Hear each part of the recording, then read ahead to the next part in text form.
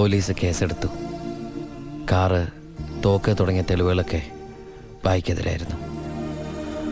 ഭായിക്ക് വേണ്ടി ഞാൻ കുറ്റേറ്റെടുത്തു. എന്തിന്? ഭായിക്ക് ഭാര്യയുണ്ട്, മകനുണ്ട്. ഞാൻ ബാച്ചിലറല്ലേ. ഒന്ന് ജയിലിൽ കയറി ഇറങ്ങിയാലും എനിക്കെന്ത് സംഭവിക്കാൻ? പാവം ഭായ് എനിക്ക് വേണ്ടി ഒരുപാട് കാശ് ചെലവാക്കി കേസ് നടത്തി. അതുകൊണ്ട് എൻ്റെ ശിക്ഷ 4 കൊല്ലമായിട്ട് കുറയ്ക്കാൻ ഭായിക്ക് സഹായിച്ചു. ഈ ഭായിയാണ് ഞാൻ ദുബായിൽ നിന്ന് കാശ് അയക്കുന്ന പോലെ മാസാമാസം കാശ് എൻ്റെ വീട്ടിലെത്തിക്കുന്നത്. എൻ്റെ കുടുംബം അവിടെ ഹാപ്പി. അതുകൊണ്ട് ഞാനിവിടെ ഹാപ്പി. ആ, പരമശിവത്തിന്റെ പരോൾ സാങ്ഷൻ ആയിട്ടുണ്ട്. ഓ, ആള് കുഴപ്പക്കാരനൊന്നുമല്ലല്ലോ. അല്ല സാർ. തനിക്ക് എന്താണോ അയാളുടെ കാര്യത്തിൽ ഇത്ര ഇൻട്രസ്റ്റ്? അവനൊരു പാവമാണ് സാർ.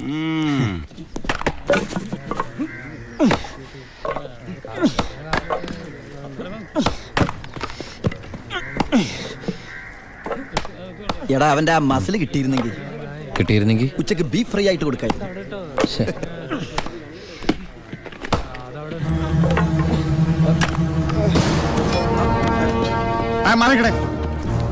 എന്തു പറ്റി? ആ ഡോക്ടറെ വിളിച്ചു സാർ. ഒടുക്കത്തെ കരുനാക്ക്. എന്താടാ ഒരാള് കിടന്ന് ഉറങ്ങണേന്ന് ഇങ്ങനെ പറഞ്ഞു? നീ എന്ത് മേടി?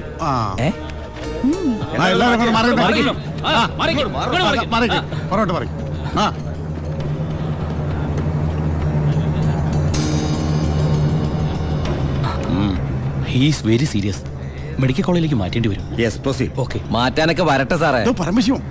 ചുമ്മാ സാറേ, ഈ നിൽക്കുന്ന കൃഷ്ണേട്ടൻ കഴിഞ്ഞ ആഴ്ച ക്ഷീണം കൊണ്ട് തളർന്നു വീണപ്പോ 1 കപ്പ് വെള്ളം എടുത്ത് മോന്തക്കൊഴിച്ച് എണിപ്പിച്ചുവിടാൻ പറഞ്ഞാളാ ഈ സൂപ്രണ്ട് സാറ്. പിന്നെ ഇവനോട് മാത്രം എന്താ എത്ര സിമ്പതി?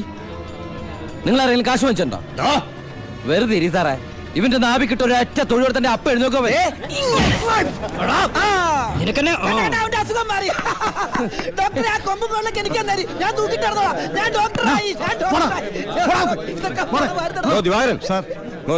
അവന്റെ പരോളിന്റെ പേപ്പർ ഉണ്ട്. ഇവന് 14 ദിവസം വേണ്ട, 5 ദിവസം മതി. എടാ ചിന്നാടാ, നീ ഇവിടുന്ന് മുങ്ങിയാ പിന്നെ എന്നെ ആരാ അതിനകത്ത് വെച്ച് കൊല്ലുക? നീ എന്നെ കൊല്ലുന്നത് കാണാൻ കാത്തിരിക്കല്ലേ ഞാൻ. ഇവൻ എന്നെ മൂഡൌട്ടാക്കി അടങ്ങുള്ളൂ. നീ പോയി ജോലി എടുക്കടാ. നീ ഓർത്തോ അല്ല, ഞാൻ ഡെന്റിസ്റ്റ് പല്ല് ഞാൻ എടുക്കും. നീ സൂക്ഷിച്ചോട്ടോ. ഞാൻ ഇവിടുന്ന് പുറത്തിറങ്ങിയിട്ട് വേണ്ടേ?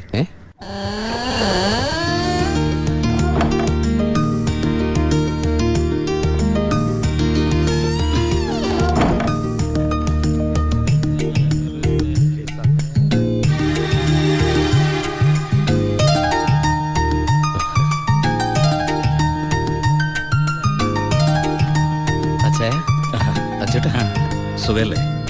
ബായി കാശും കാറിന്റെ താക്കോല് ഏൽപ്പിക്കാൻ പറഞ്ഞു. ബായി ലോഡ് അയക്കുന്ന എന്തോ കാര്യത്തിന് ബോംബെ പോയിരിക്കുക. വരാൻ കുറച്ച് ദിവസം കഴിയും. നേരെ വീട്ടിലേക്കായിരിക്കും അല്ലേ? എല്ലാരും ഒന്ന് കാണണം.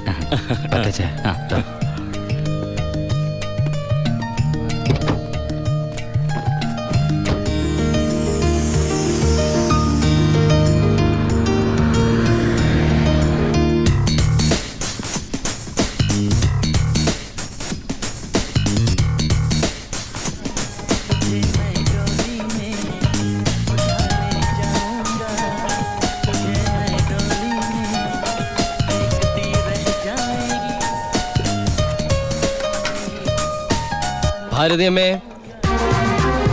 ഭാരതി.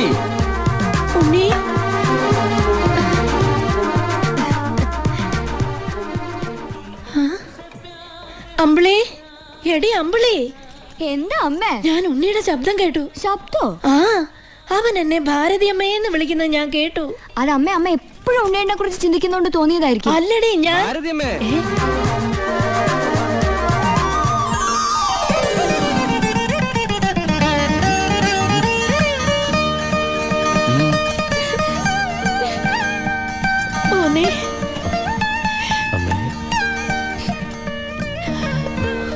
ഉണ്ണി,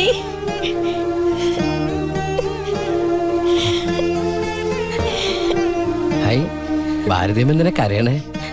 സന്തോഷം കൊണ്ട. ഊണം കഴിഞ്ഞ് കിടന്നുറങ്ങാൻ പോയ നിന്നെ 6-7 വർഷം കഴിഞ്ഞല്ലേടാ കാണുന്നത്. അതൊക്കെ പോട്ടമ്മേ. ഇവൾക്ക് വരുന്നുണ്ടല്ലോ സന്തോഷം. എന്താടി?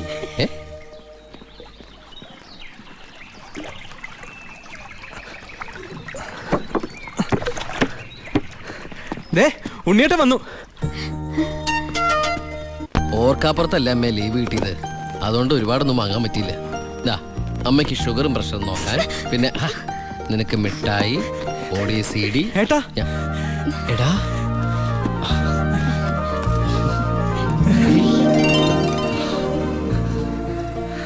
എന്റെ അമ്മോ, ഇവനെ കണ്ടാലിപ്പോ എന്റെ ഏട്ടനെന്ന് പറയൂലോ അമ്മേ.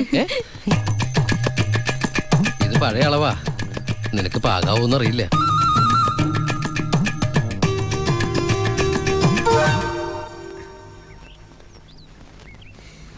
നീ പിടിച്ചേ.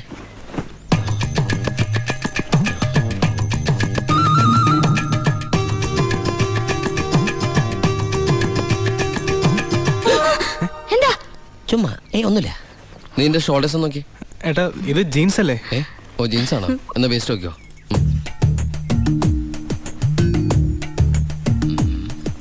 ഞാൻ നിനക്ക് വേറൊരു സാധനം കൊണ്ടുവന്നുണ്ട്. നമ്മുടെ അനിയത്തി. ഇവളല്ല, അപ്പുറത്തെ.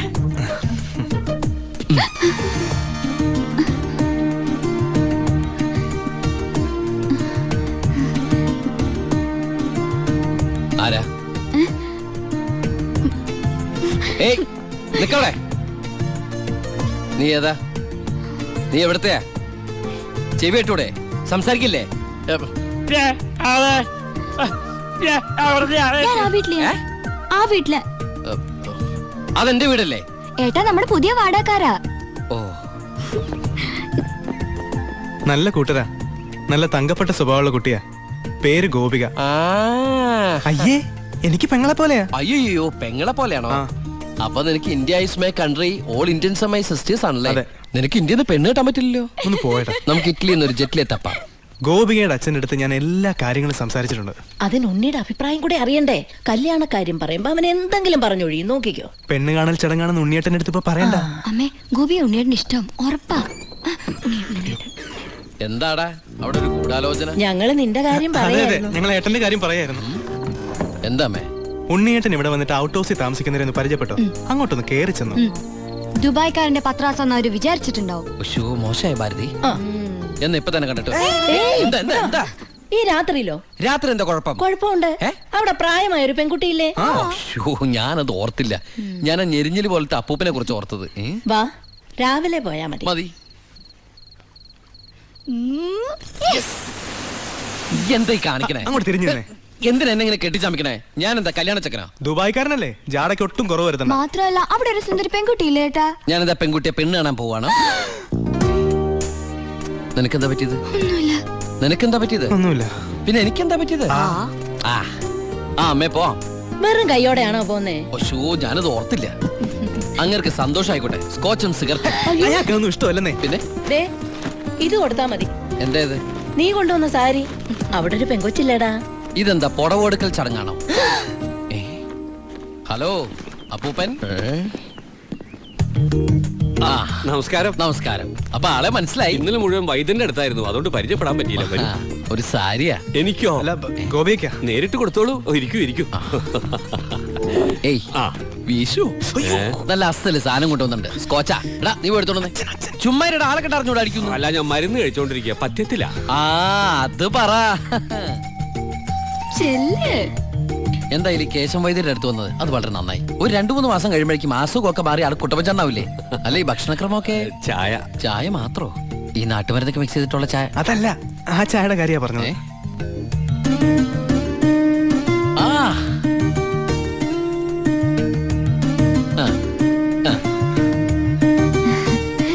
ഒറ്റ മോളല്ലേ? അതെ. കെട്ടിച്ചതാണോ? അല്ല, കെട്ടിച്ചില്ലേ നമുക്ക് ആലോചിക്കാന്ന്. എന്തായാലും കുട്ടികളെ ഇങ്ങനെ പുര നിറച്ച് നിർത്തരുത്, എനിക്കിഷ്ടല്ല. ഇങ്ങോട്ട് വന്നേടി മോളെ. അതങ്ങോട്ട് വെച്ചേ, എന്നിട്ട് അങ്ങോട്ട് പിടിച്ചേ. സാരിയാ? ചെറുക്കിനെ നമുക്ക് ഈ നാട്ടിൽ തന്നെ നോക്കിയാലോ? ഹൈ, നാണായോ? സർക്കാർ ഉദ്യോഗസ്ഥൻ വേണോ ബിസിനസ്സുകാരൻ വേണോ? ഹൈ, ഞാൻ തപ്പിയെടുക്കാന്ന്. ചിക്കിളി എന്ത് കൊടുക്കും? എനിക്കൊരു കാര്യം സംസാരിക്കാൻ. വലിയ വലിയ ആൾക്കാർ സംസാരിക്കും. അത്യാവശ്യ കാര്യം. ഇവന്റെ കോച്ചും കൊടുത്തു വിടാട്ടോ. ചികിത്സ തീരുമ്പോ ആളുണ്ടാവണമെങ്കിൽ താങ്ങാലോ. പക്ഷെ എന്താണിത്, സ്കൂളിലേക്ക് കുട്ടികളെ കൊണ്ടുപോകണോ? എന്തായടാ? എന്റെ അമ്മ ഏട്ടനെ കൊണ്ട് ഞാൻ തോറ്റു. അവിടെ ചെന്നിരുന്ന് ചോദിക്കാ ഈ പെണ്ണിനെ കെട്ടിച്ചതാണോന്ന്. അയ്യോ ഇത് കുഴപ്പമായോ? അവളുടെ ജീവിതത്തിൽ എന്തെങ്കിലും ട്രാജഡീസ്?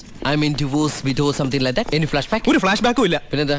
മോനേടാ, ആ വീട്ടുകാരെ നിനക്ക് ഇഷ്ടായോ? പറയാതിരിക്കാൻ പറ്റില്ലമ്മേ, നല്ല തറവാടികളാ. സാധാരണ ഞങ്ങൾ ദുബായ്ക്കാരോട് ചോദിക്കുന്ന സ്ഥിരം ചോദ്യം ചോദിച്ചില്ല, എന്ത് ചോദ്യം? എപ്പോഴാ തിരിച്ചു പോണേന്ന്. ആ പെണ്ണെങ്ങനെയുണ്ട്? നിന്നെ പോലെ അല്ല, നല്ല അടക്കം ഒതുക്കമുള്ള കുട്ടിയാ. കാണാനോ? കാണാനും കൊള്ളാം, മിടിക്കുക, നല്ല സുന്ദര കുട്ടിയാ. അപ്പൊ ഏട്ടൻ ആ പെണ്ണിനെ പിടിച്ചേ. അയ്യോ ഞാൻ പിടിച്ചിട്ടൊന്നുമില്ല, ഞാൻ തൊട്ടിട്ട് കൂടിയില്ല. എന്റെ അമ്മേ, എടാ മഹാഭാവം പറയരുത് കേട്ടോ. ഞങ്ങളെ ഏട്ടനെ പെണ്ണ് കാണിക്കാൻ കൊണ്ടുപോയതാ. എടീ. അയ്യേ. അപ്പൊ അമ്മേ ഇപ്പൊ കഴിഞ്ഞ എന്റെ പെണ്ണാണല്ല. ഒശോ, ഞാൻ ആ അമ്മായിപ്പനെ അമ്മേ ഇനി പിടിച്ച പിടിയലങ്ങ് കെട്ടിച്ചു വിട്ടോട്ടാ. അമ്മേ ഇനി നീ ഒന്നും പറയണ്ട, ഈ കല്യാണം ഞാൻ ഉടനെ നടത്താൻ പോവാ.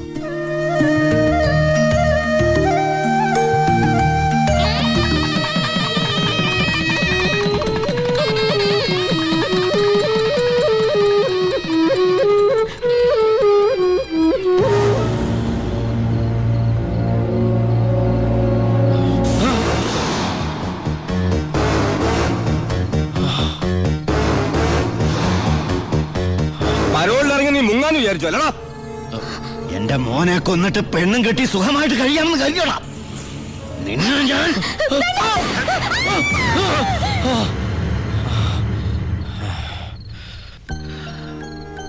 ഞാൻ കാരണം ആ കുട്ടി. ഹേയ് വേണ്ട.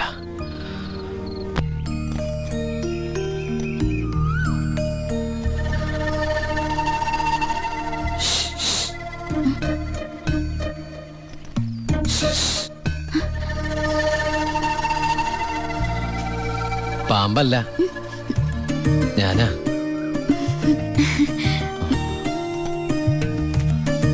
കുട്ടി ഞെട്ടിയോ? ശബ്ദം കേട്ടപ്പോ ഞാൻ വിചാരിച്ചു പാമ്പാണെന്ന്. അല്ല, അത് ഒരു കാര്യം പറഞ്ഞോട്ടെ. ആരെങ്കിലും കണ്ടാലെന്താ? കല്യാണത്തിന് മുമ്പ് ഇങ്ങനെയൊന്നും പാടില്ല. എനിക്ക് കല്യാണത്തിന് മുമ്പേ ഇങ്ങനെയൊക്കെ പാടൂ. അപ്പൊ കുട്ടി എന്റെ കഥയൊന്ന് കേക്കണം. കഥയൊക്കെ എഴുതുവോ? എന്നിട്ട് വല്ല വാരികയിലും പ്രസിദ്ധീകരിച്ചോ?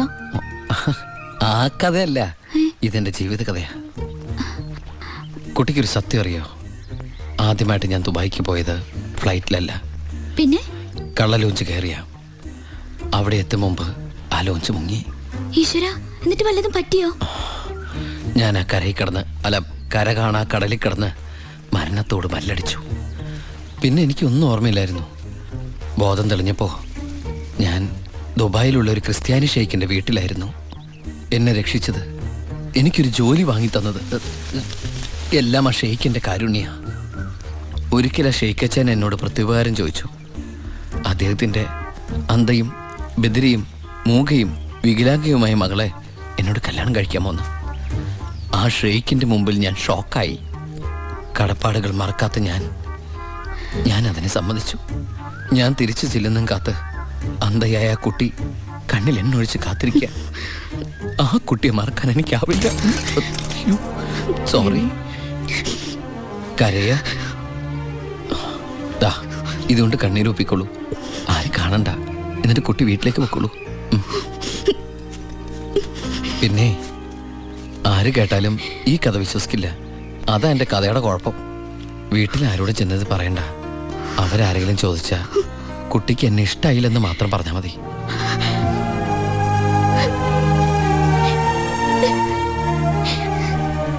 എൻ്റെ സർപ്പത്തമാരെ, അറിയാലോ എൻ്റെ അവസ്ഥ.